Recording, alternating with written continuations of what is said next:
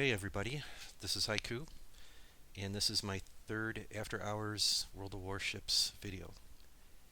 Today we're going to talk about my thoughts on playing carriers. But before we do that, I'm going to give you the three disclaimers. Number one, I'm not a World of Warships community contributor, so anything I say, it's my opinion and my opinion alone.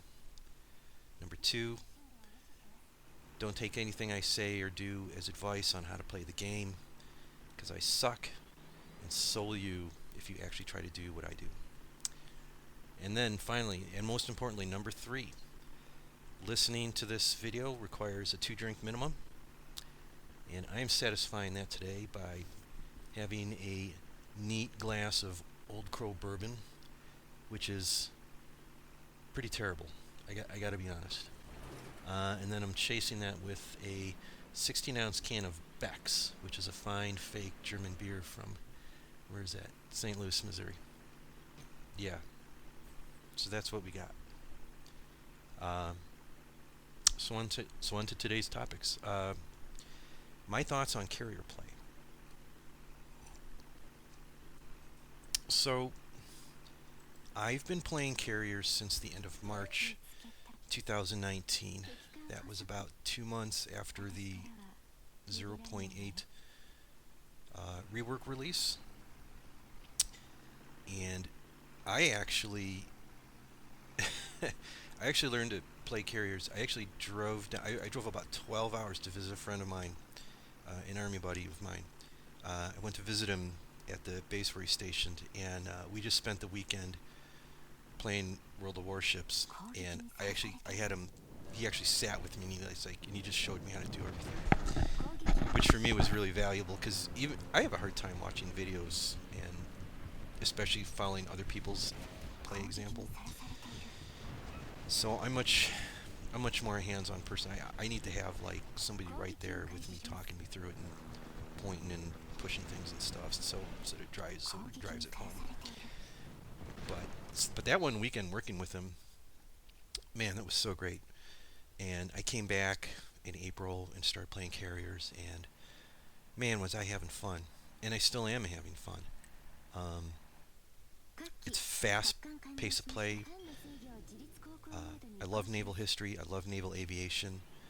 And in the past, the kind of flight simulators and stuff that I've played that were military oriented, I always preferred to be in aircraft that were like attacking, like usually like bombing and strafing like land targets and stuff. Not so much like air-to-air combat, but so everything that World of Warships has done with the rework totally plays into what I like.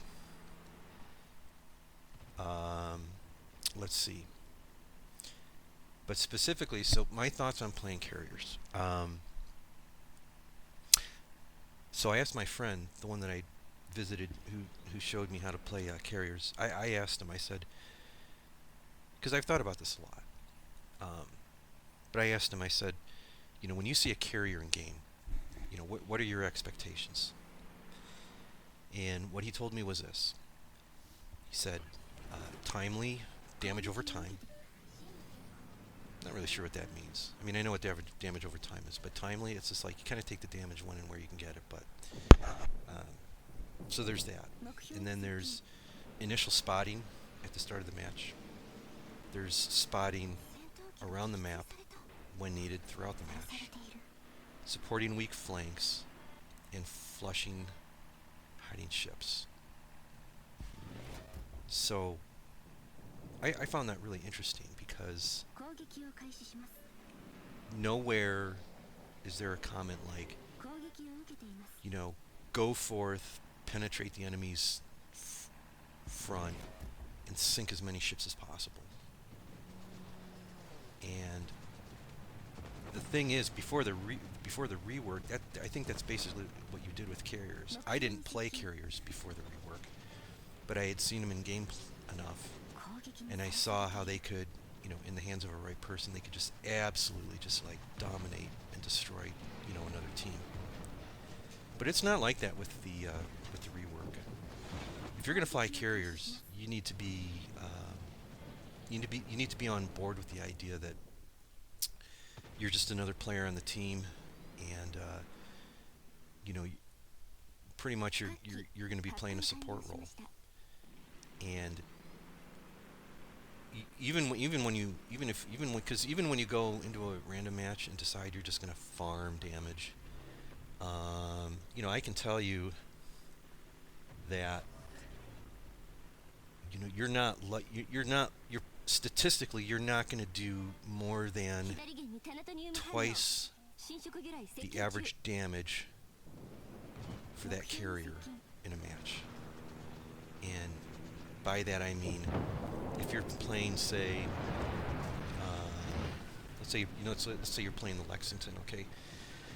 So the server average for the Lexington is about 51,000 damage per match. So even on a really good day, you're not likely to do more than 100,000 damage. Maybe you'll get like a 2.5 multiplier, but that is really, really, really tough. And it's not something you can never go into a match and just plan, this match I'm going to be doing X amount of damage. It just doesn't work like that. Um, so, so if you can get used to the idea that, so when you're playing a carrier, you should definitely you should definitely strive to do damage at least equal to the hit point value of your own carrier. Okay, that's a good starting point. If you're going into a match with like a tier 4 carrier, they tend to have like between 31 and 33,000 hit points.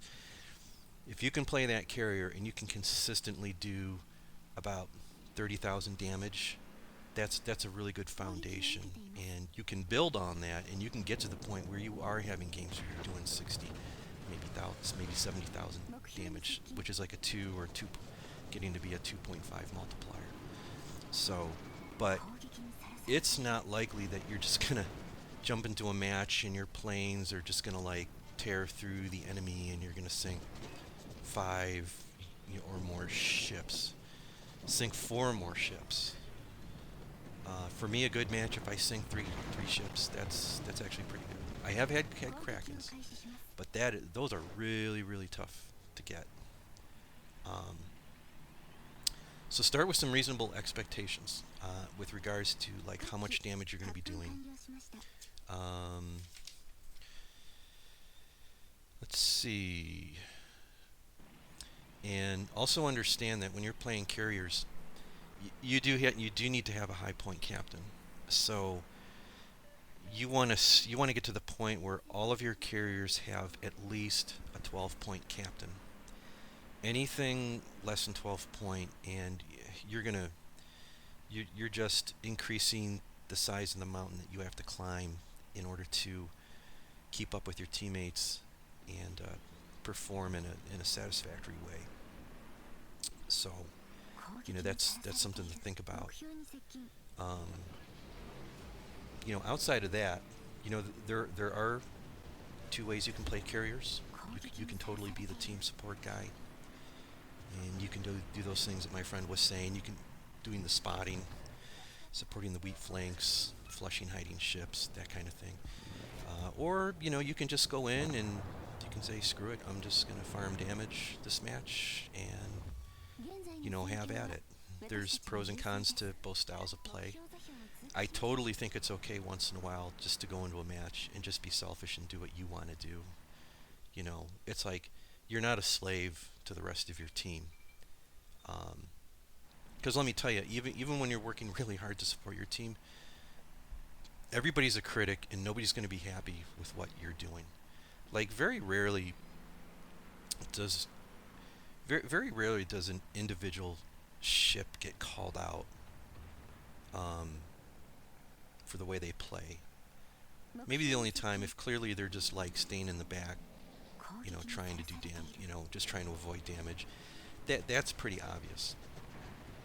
But if you're like a battleship, if you're making a reasonable attempt to be upfront and to do damage and brawl, everybody pretty much leaves you alone. But with carriers, man, I'll tell you, like everybody on your team has a different expectation for what they want you to do, and there's always somebody who's like not happy with how you're playing. So you have to develop a thick skin, um, and just kind of let it roll off you. Um, don't expect anyone to look out for you at any time in a match. Uh, you're gonna be you're gonna be the one ship in the rear like 90% of the time, uh, and a lot of times that involves you in your base, and I think everybody else just assumes that, well, he's the CV's back there, so our base is defended, and that kind of, you know, that always seems to be a job that you inherit, um, when you're in a match like that. Um, Even though that, and it's usually, in the people who are making all these unreasonable expectations regarding like your time and what you should be doing in a match. Those are people who usually are not playing carriers often, or maybe they never even have played a carrier, so they don't understand like the nuances and the limitations and stuff. Uh, so kind of going along with, don't expect anybody to help you, because they're just going to leave you in the back, and you're on your own. You have to keep an eye on the enemy. You have to understand how your flanks are either developing or how they're falling, and what that means for you positionally. You have to you have to know when to go forward with your planes and support your team, and you have to know when you need to pull those planes back to defend not only maybe your home base, but your own space. Um, so expect everyone to want your help all the time with everything, and mostly that's going to be them wanting you to spot and attack destroyers. So spotting is an easy thing that you can do, um, at the start of a match, because you need some time for the enemy's ships to kind of like spread out and put some space amongst themselves. Because for you to just like load up with torps or bombs and just fly into the enemy mass like the first 60 seconds of the match with the hope of delivering this massive strike, you're just going to lose squadrons early, and that's going to start to put you in a hole as far as like plane recycling and stuff. So definitely take those first 2, 3, 4 minutes of the match.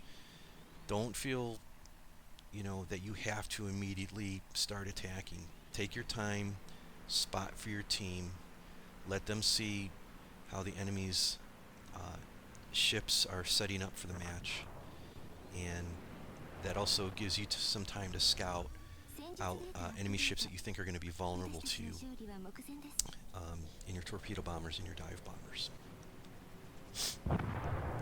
So, as far as like, I don't know what carrier to play. I have 13 of them. The only thing I don't have the Audacious. Let's see, that's the Tier 10 British carrier, and I don't have the Enterprise. That was pulled, I think, from the premium shop, and I don't have the Saipan. And I don't have the Saipan because I don't really like those American Tier 10 torpedo bombers. Those BTDs, I really don't. I really don't like the pattern that the torps develop when you drop those. So, for me, and I found that through earning the Midway. So it's like, well, yeah, then why spend $45? So